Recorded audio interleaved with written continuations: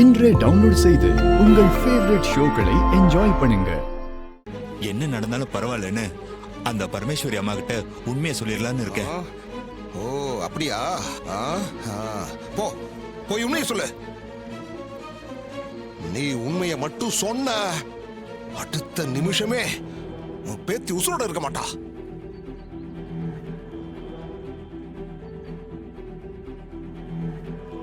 பரவாயில்லையா? ஐயோ வேணாம், அப்படிலாம் பண்ணிடாத. எனக்கு என்னோட பேத்தி தான் முக்கியம். பேத்தி உசுறு முக்கியம்னா வாயை பொத்திட்டு பேசாம இருக்கணும். இல்ல நான் சொன்னதை செஞ்சுட்டு போயிட்டே இருப்பேன் பாத்துக்க. இன்னும் உன்னால எவ்வளவு பாவங்களை சுமக்கணுமோ தெரியல. வாங்கினல்ல பாவத்தை சும. பாட்டி, இந்த அம்மன் கிட்ட வேண்டிக்கிட்டு தீ மிதிச்சா கண்டிப்பா நம்ம வேண்டுதல் நடக்குமா? என்னத்தா இப்படி சொல்ற? கண்டிப்பா நடக்கும். அம்மனை வேண்டிக்கிட்டு காப்பு கட்டி தீமிதியில இறங்குனாங்கன்னா அவங்க வேண்டினதை இந்த எல்லையம்மன் நடத்தி வைப்பா. அது கண்டிப்பா நடக்கும். அதனாலதான் ஆடி மாசம் வர்ற வெள்ளிக்கிழமை இந்த தீமிதி விழாவை நடத்துவாங்க. வருஷா வருஷம் இந்த தீமிதி விழாவில் கலந்துக்கிறதுக்கு நிறைய பெண்கள் அதிகரிச்சுக்கிட்டே இருக்காங்கன்னா பாரு. அப்போ இந்த வருஷம் நானும் காப்பு கட்டி தீ மிதிக்கிறேன் பாட்டி. கண்ணு, தீ மிதிக்கிறது சாதாரண விஷயம் இல்ல. அம்மாடி, தீயில இறங்கி நடந்து வந்தா காலெல்லாம் கொப்பளம் வந்துரும். அதெல்லாம் வேண்டாம் கண்ணு. இல்ல பாட்டி, என்ன கஷ்டம் வந்தாலும் பரவாயில்ல, நான் தீ மிதிக்கிறேன்னு முடிவு பண்ணிட்டேன். அதுக்காக காப்பு கட்டிக்க போறேன். என்னையா அது? ஏமா இப்படி பிடிவாதமா தீ மிதிப்பேன்னு சொல்றியே, அப்படி என்ன வேண்டுதல் உனக்கு? என் மனசுல ஒரு ஆசை இருக்கு, அது நிறைவேறணும். அதுக்கு தான் தீ மிதிக்க போறேன். அப்ப சரியா, போலாம். வா வாங்க போலாம். வாங்க போலாம். இப்ப எதுக்கு நீ தீ மிதிக்கணும்னு சொல்ற? அது ஒண்ணும் சாதாரண விஷயம் இல்ல. தெரியும், கால் வெந்து போகும், கொப்பளம் போட்டுக்கும், அதானே சொல்ல வரேன். தெரியுதுல, அப்புறம் எதுக்கு தீ மிதிக்கணும்ன்ற? அதெல்லாம் தொடர்ந்து செய்யறவங்களுக்கு தான் சரியா வரும். இதெல்லாம் உனக்கு வேண்டாம், விட்டுரு. இல்ல, என்ன கஷ்டம் வந்தாலும் நான் தீ மிதிக்க தான் போறேன். எதுக்காக அடம் பிடிக்கிற? அப்படி என்ன வேண்டுதல் உனக்கு? எல்லாம் உனக்காக தான். எனக்காகவா? புரியல. நான் ஒரு மாசத்துக்குள்ள கண்டிப்பா உன் மனசுல இடம் பிடிக்கிறேன்னு சொல்லியிருந்தேன்ல, அதை இந்த அம்மா நிறைவேற்றி வைப்பாங்கன்னு எனக்கு நம்பிக்கை இருக்கு. அதுக்காக தான் என் வேண்டுதலை நிறைவேற்றி வைக்கணும் தீ மிதிக்க போறேன். இந்த ஆத்தாவும் என்னை கைவிட மாட்டா. உனக்கு என்ன சொல்றதுன்னே எனக்கு தெரியல. நீ இதை பண்ண வேண்டாம், அவ்வளவுதான் நான் சொல்லுவேன்.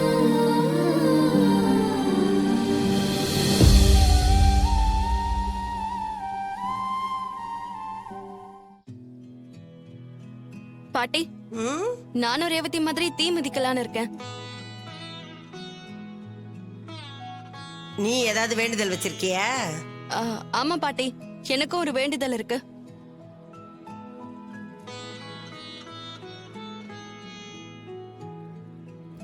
அம்மா தாயே, நான் இப்போ உண்டாயிருக்கேன். 3 வருஷம் கழிச்சு குழந்தை வரம் கிடைச்சிருக்கு. என் வயித்துல இருக்க குழந்தைய நான் நல்லபடியா பெத்தெடுக்கணும். அதை என் அம்மா ஏத்துக்கணும். அதுக்கு நீதான் துணையா இருக்கணும்.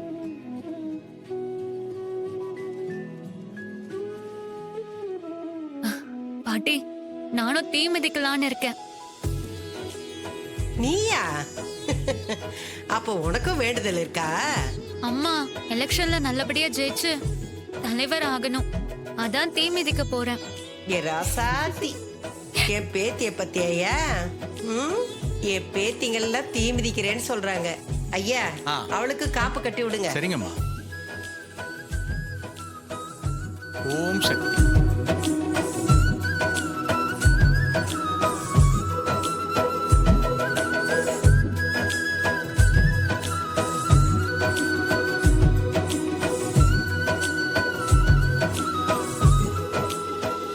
பாத்தியா ஐயா?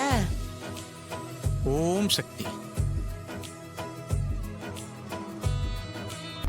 அன்பான பக்தர்களுக்கு ஒரு முக்கிய அறிவிப்பு.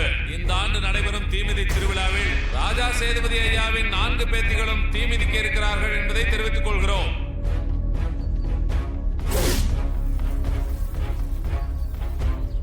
மேலும் தீமிதி திருவிழாவில் கலந்து கொள்ள இருப்பவர்கள் கோவில் அலுவலகத்தில் பெயரை பதிவு செய்து கொள்ளும்படி கேட்டுக்கொள்கிறோம். அந்த கிழவியோட பேத்திங்க தீ மிதிக்கிறது நாட்டுக்கு ரொம்ப முக்கியமா சித்தி. இதையெல்லாம் போய் அறிவிப்பா சொல்றானுங்க பைத்தியக்காரனுங்க. ஊர்ல பெரிய குடும்பம் இல்ல, அதான் தீ மிதிக்கிற விஷயத்தெல்லாம் கூட அனௌன்ஸ் பண்றாங்க. சிவனாண்டி, இது கூட நமக்கு நல்ல நியூஸ் தான்டா. என்ன சித்தி சொல்றீங்க? அவங்க தீ மிதிக்கிறது நமக்கு எப்படி நல்ல நியூஸ் ஆகும்? அந்த கிழவி கூழ் வாங்கின ஒரு கிழவனுக்காக என்ன கைய ஓங்கி அடிக்க வந்தால, அதோட விடல அந்த கிழவன் கிட்ட என்ன மன்னிப்பும் கேட்க வச்சுட்டா. அந்த இடத்துல எனக்கு ஒரே அசிங்கமா போச்சு. கோயில்ல நம்ம அந்த கிழவியை அவமானப்படுத்தணும், அதுக்கு அந்த கிழவி பழி தீர்த்துக்கிட்டாளா? ஆமாண்டா, என்ன அடிக்க கை ஓங்கின அந்த கிழவியையும் கோவில்ல என்ன அவமானப்படுத்தின அவளோட பேத்திகளையும் சும்மாவே விடக்கூடாது. பெருசா தண்டனை கொடுக்கணும்டா. அப்பதான் பழி வாங்கின சந்தோஷம் எனக்கு கிடைக்கும். எனக்கும் அவங்கள பெருசா பழி வாங்கணும்னு தான் ஆசை. என்ன பண்ணலாம்னு சொல்லுங்க சித்தி. அந்த கிழவியோட பேத்திங்க 4 பேரு தீ மிதிக்க இருக்காங்கல்ல, ஆமா, தீக்குழியில இறங்குறவங்க உயிரோட திரும்ப வரக்கூடாது.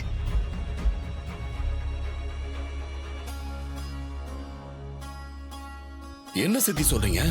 தீக்குழியிலேயே அவளுங்க பஸ்பமாகி போகணும்டா.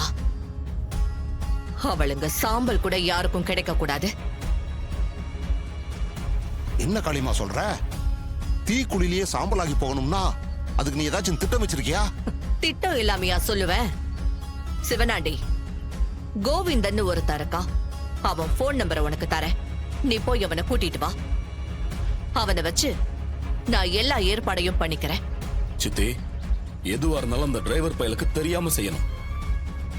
அதோட ஊர்க்காரங்களுக்கும் நம்ம செய்ய போற விஷயம் தெரியவே கூடாது.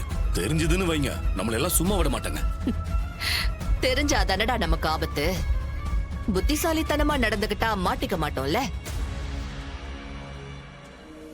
கோவில் கும்பாபிஷேகம் நடக்காம தடப்பட்டு போனதுனால சாமி கோபத்துல அந்த குடும்பத்தை இப்படி பழி வாங்கிடுச்சுன்னு புரளிய கலப்பி விட வேண்டியதுதான்.